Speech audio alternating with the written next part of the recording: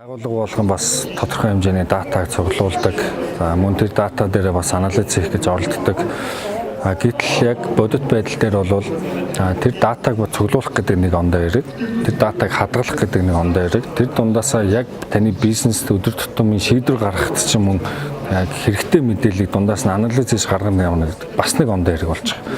За энэ бүх процессын дараагаар зөв оновчтой анализ хийгдсэний дараагаар таны бизнес одоо яг энэ дата цуглуулсны үр ашиг өгч эхэлдэг баг.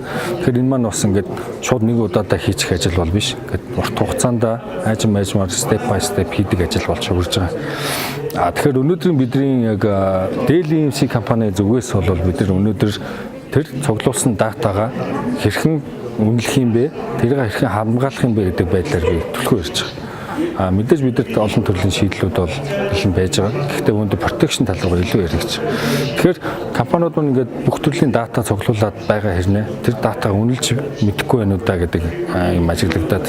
Тэр дата маань ямар үн цэнтэй вэ гэдгээ мэдэхгүй байвал тэрийг хамгаалахын тулд хэдийн хэмжээний хөрөнгө оруулах ёстой юм, яг аль хэсгийг хамгаалах ёстой юм гэдгийг бас ойлгохгүй байх шиг байна. Тэр үндсэн дээр бол датаг эхлээд хамгийн түрүүнд valuation буюу үнэлэх хэрэгтэй. Тэр дата маань хэдэн саяын хэдэн тэрбум гэдэг үнэлэх хэрэгтэй. Одоо юу гэдэг голын хөндийгөөс олсон чулуу очир алмаастай бас зөвлөж болохгүй юм.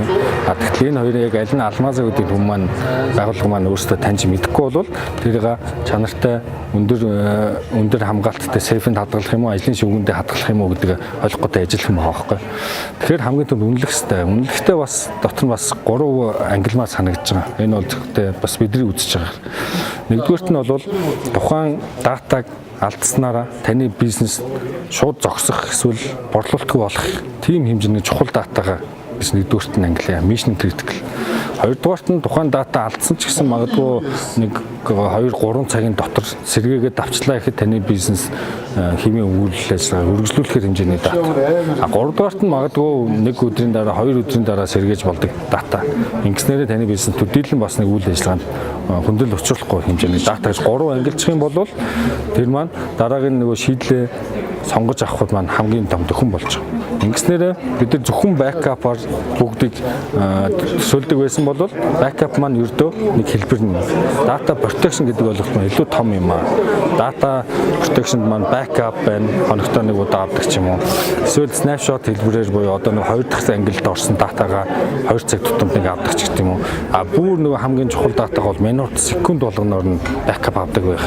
Ийм байдлаар бид нар backup-ийнхаа data protection-ийнхаа хөрөнгө оруулалтыг бас хэмжээг нь ойлгож чадах юм байна. Хэрхэн яаж хамгаалах гэдгийг ойлгож чадах юм байна. Шийдэл маань тодорхойлох юм байна гэж. Ямар ч бидний өгж байгаа зөвлөгөө бол эхлээд ямар ч ангилж үнэлэхэд бол ийм арга байд юм байна гэдгийг бол бид нар санал болгож байна. Тэнцвэрээс үнэлэнгүүтээ за одоо бид нар тэгвэл энэ датаг ангилъя, энэ датаг ингэж хамгаалъя гэдэг нь customer маань ойлголт болчих гээд байна шүү дээ. Тэгээ хүрээд ирэнгүүт нь за тэгэх юм бол манай дээр надад чинь continuous буюу одоо нэг минут секундээр авдгийг ингэж хийж бол нөгөө хоногтой сэргдэг ингэж хийж бол танаа IT-ийн ресурс чинь хэр юм те энийг 1 хүн менеж хийх юм уу 5 хүн менеж хийх юм уу тэгээд энэ датагаа хэр удаа хадгалах юм тэгээд хэдэн цаг хэдэн секунд дотор сэргдэг байх юм гэдэг дээрээс нь үндэслээд бид нар юм цогц зөвлөлтийг танад бол ерөөсөө яг энэ хамгийн best choice юм байна. Ингэснээрээ та зардлаа тэдүү бууруулах юм байна. Тэдүү үний maintenance-ийн хүчээр хийг аваа явуучих юм байна. Гэт customer-ийнхаа бид satisfaction level-ийг нэмэх гол зорилго байна. Тэгэхээр бидний хувьд энэ бүтээгдэхүүн маань бол бүхий шатны data protection-ийн policy-д нийцэх хэмжээний шийдлийг бид нар санал болгох боломжтой байна.